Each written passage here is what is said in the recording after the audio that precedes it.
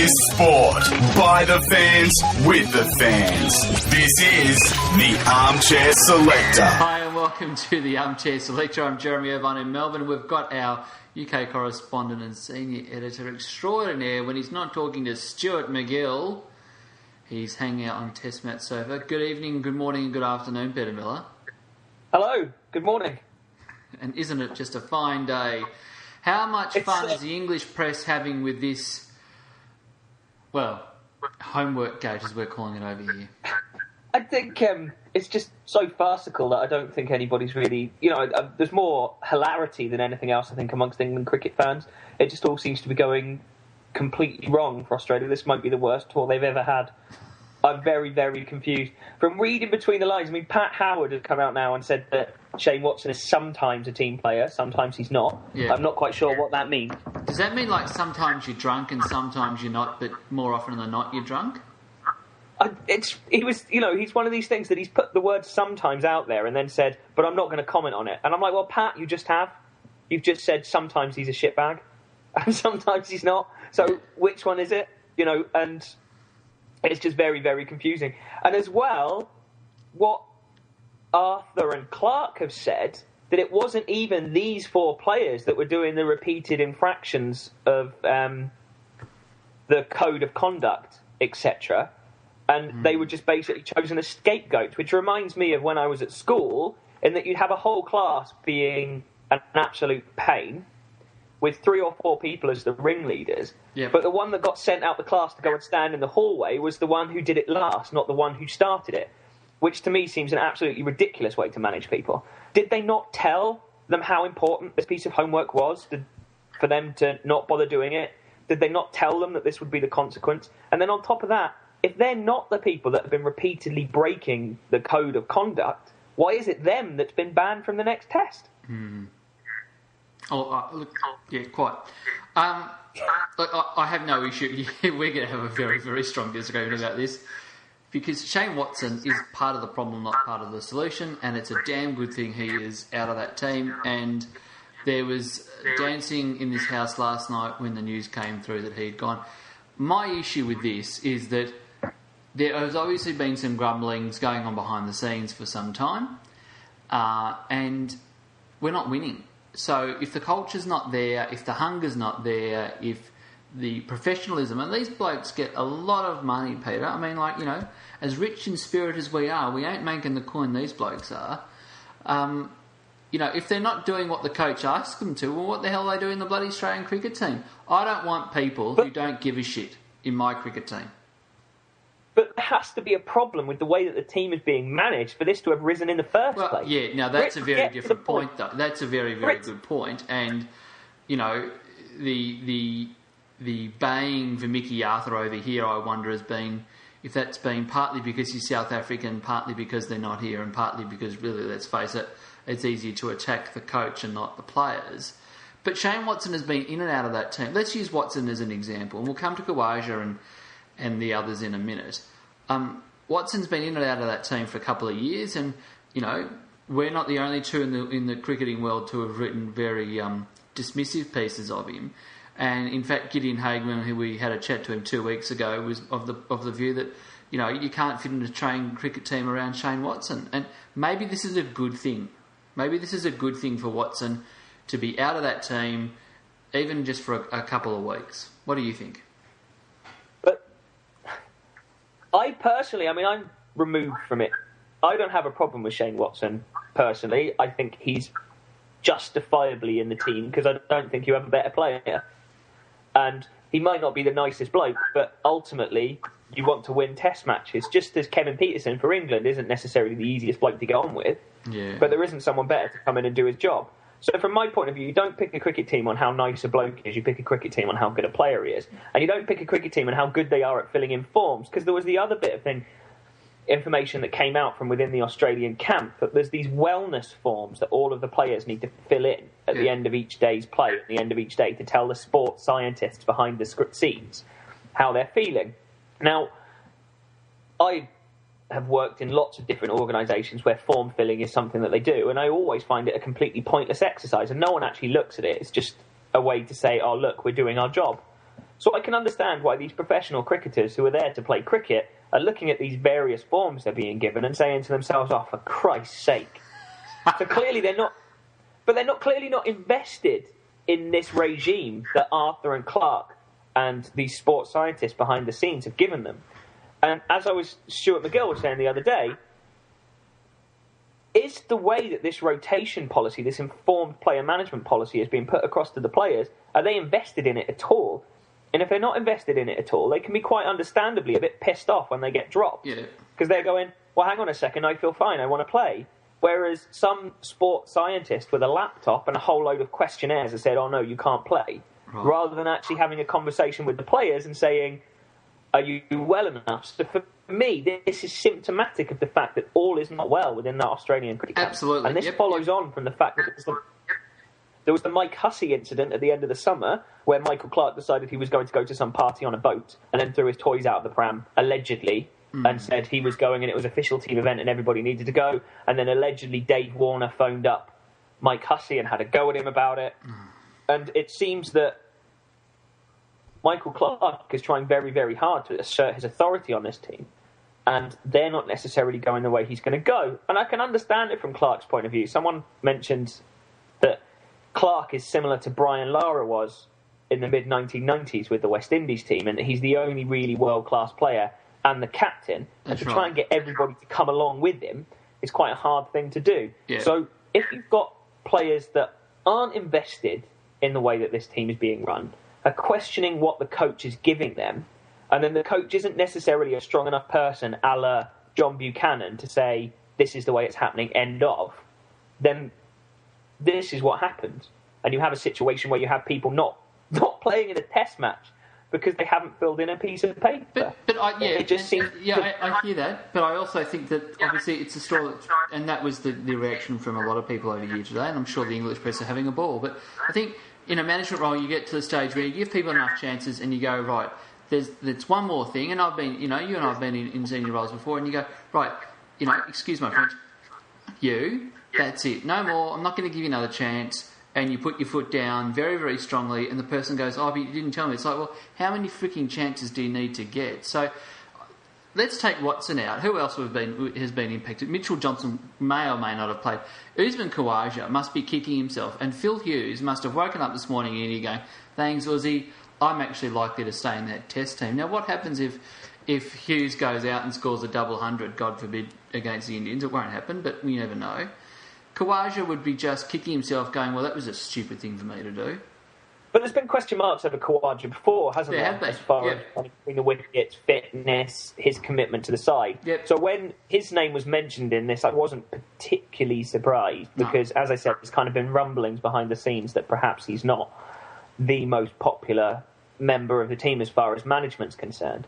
But if these four aren't the people that have been repeatedly not doing what they're supposed to do, why is it them that's been chosen as the scapegoat? And to me, that seems to be weak management. Surely, if you've got people that aren't doing the job properly, you deal with those people directly and you say, you're not doing your job properly, you're not committed to this, you're going home. Yeah, but these guys didn't do what they were asked. And maybe Clark and Arthur and the tour manager went, particularly with Watson, right, that's it. You're not pulling your weight. You're not making, how the hell can it, you and I work together. If Miles and you and I said, oh, well, we're going to go and do this, and one or two of us didn't do it, and it was to help the Armchair Selector stuff we're all doing, you'd be looking around going, like we've actually got a responsibility together. And if Clark's doing that and Watson isn't, then why the hell's Watson there? But Arthur said that Watson didn't have a problem in that regard. He said that he's never questioned Watson's professionalism. He's never once said to himself, Shane Watson doesn't pull his weight. He's a professional player who prepares well. Yeah, but so that's not what we got from Pat Howard this afternoon, though, was it? But again, Mickey Arthur is closer to Shane Watson than Pat Howard is and spends more time with him. So again, it's mixed messages that are coming out from this camp. And they just seem to have, for me, it seems like, okay, if for example, you've got a politician that's invested in a policy, and all the evidence for that policy seems to point to the fact that it's wrong, but their reputation and their standing as a professional is based on that policy, so they can't back down. And for me, that seems to be what's happening with this Australian team, is they've gone for this very, very radical rotation policy that they're calling informed player management, which is the whole money ball, listening to sports scientists type stuff. Yeah. And it's clearly not working. It's making players unhappy, and they're not winning games. So if the players aren't happy, the players don't understand it, and you're not winning games, then it doesn't work. So what they need to do is they need to say, this isn't working. But if Mickey Arthur and Michael Clark, who have been in the press every interview saying this is working, this is the way we're going to do things, then say, no, this isn't working, you're in a situation that both of them are looking like they're going to lose their jobs. So they can't back down. But that's the problem, is it doesn't work. It's not working. You've got unhappy players and you're losing games. Right. So, okay. What's the English press been saying? Well, how much have they been laughing? Well, pretty much everybody has a similar opinion in that this just seems to be such a far-out reaction to something that doesn't seem that big an infringement. You know, if these 4 players had come in steaming drunk at 4 o'clock in the morning the night before a test match, you'd kind of be there saying to yourself, ban them. Whereas everyone's there saying, well, hang on a second, there's more to this than we're being told, because you don't drop people from test matches. Yeah. Because of not filling in a form. Yes. So what's going on? Who is it that hasn't been doing their job? Why is it these particular 4 players that have been chosen as the scapegoats? James Pattinson's just come out with the most grovelling interview you've ever seen in your entire life. I wonder whether or not he's been strapped to some sort of torture chair to extract this interview from him. Such is the amount that he's grovelling. I've let the team down. I've let everybody down. I'm such a bad person. It just doesn't make any sense. Why are you dropping people for something so pointless? But maybe that's the point, that it's not on the face of it it's pointless, but behind the scenes, and Pat Howard alluded to it today in that press conference up in Brisbane, but maybe there's a lot more going on and they've gone, right, that's it, bugger you, you're gone. But knowing the consequences would be, you know, like, who are we going to have in this next test? I mean, Glenn Maxwell, your friend Glenn Max, I can see you smirking. Your friend Glenn Maxwell, now you're laughing at me, Peter, from Swansea. Your friend Glenn Maxwell would be very, very pleased that he's probably got another go. And my friend Phil Hughes, I've never met him. I think Maxwell was going to play anyway, to be honest. I think he probably would have got another go. That's another conversation for another time. What would you have done? What would I would think, if you're managing people and you've got people that aren't pulling their weight, you need to deal with those people individually. You don't deal with it as a whole. What's, good for the goose is good for the gander and all of that. And what you do is you speak to those individual people and say Uzi Khawaja wasn't pulling his weight. You take him to one side and you say, you're not pulling your weight. If this doesn't improve, you're not going to play in the next test match. Yeah? And that's fine. Fill in these forms or else. You have that individual conversation with him. What you don't do is you don't say, right, we're drawing a line in the sand. Anybody that doesn't do it, regardless of their position within the team, regardless of whether or not they were doing their job or not, James Pattinson has bowled his heart out for Australia in those 2 test matches. Watching nearly every ball, I can tell you that the only player I saw that really seemed to give a crap was Pattinson and Clark. And James Pattinson is dropped because he didn't fill in a form. For me, he's given 5 days, 10 days hard work to his team, bowled his heart out, been your best bowler by a country mile, and he's not playing in a test match because he didn't fill in a form. Surely your performances as a cricketer should be based on playing cricket, not on the basis of basic administration skills. That just seems to be that doesn't seem to make any sense to me at all. So take the players to one side that aren't pulling their weight, have that conversation with them. If that's the way you're going to manage the team and it's going to be about paid work and the rest of it, make sure people understand how important it is. Don't just have a blanket ban that just doesn't seem to have any sense and damages the team as a whole, because now you're going to have your best fast bowler not playing in Mohali, which is the only pitch in India that has any chance of helping a seam bowler. Yeah. But they would have known that. They would have known that when they put that out. When they made that decision. So why did they make the decision? Well, because maybe it's time they actually said enough of this shit and it's time to, literally, you've crossed that line, you're gone. Like, they would have thought this, let's hope, they would have thought this. I'm not This convinced. is the Australian cricket ball we're talking about. Let's hope, between them, Clark and whoever the tour manager is, Gavin Dovey, and Mickey Arthur would have thought this straight. Okay, now, we're coming up to time. Will we see Shane Watson in the back of green again, yes or no? Yeah, of course you will. Because there isn't a better player out there. At the end of the day. Why is George Bailey having a nice winter over in bloody Hobart at the moment, or autumn? Well, again, we can have another podcast if you want, talking about the top squad that was selected for this tour, which was absolutely bonkers. But the fact remains, and I don't understand why Australians give Shane Watson such a hard time. He hasn't achieved as much as he would, but who have you got that's better? And you don't. There isn't anyone better. So pick him. And that's how you pick a cricket team. You look at it and you say, who's your best players? He's not the best player in the world, or he doesn't fulfil his potential, but he's the best that we've got, so you pick him. So of course he'll be back, because one, he's a good player, and two, he's a money player, and he brings in cash to the he's a good marketing tool. So from that regard, he will be back. Yeah. The others, I imagine, will be back as well. Usman Khawaja maybe needed this wake-up call. I don't know. We're not in the squad to see it. Mitchell Johnson didn't look like he was going to play anyway. Yeah. And dropping James Pattinson is just absolutely insane. So all of them will be back. I'm sure they will. And I'm sure that this could be a watershed moment for as far as the way this team's manager is concerned. So either this is going to be it and all of the players will go, yeah, you're right, Mickey, and they'll stop, not filling in forms, or it'll happen as it did with Peter Moores and Kevin Peterson when they were together as the coach, is that it'll be a bit of a watershed moment, and that could very well be it for Arthur and this it's a turning point. You're right. I think we agree on that. It's either going to be a turning point for the players to lift their game, or there'll be a full-scale revolt in that team.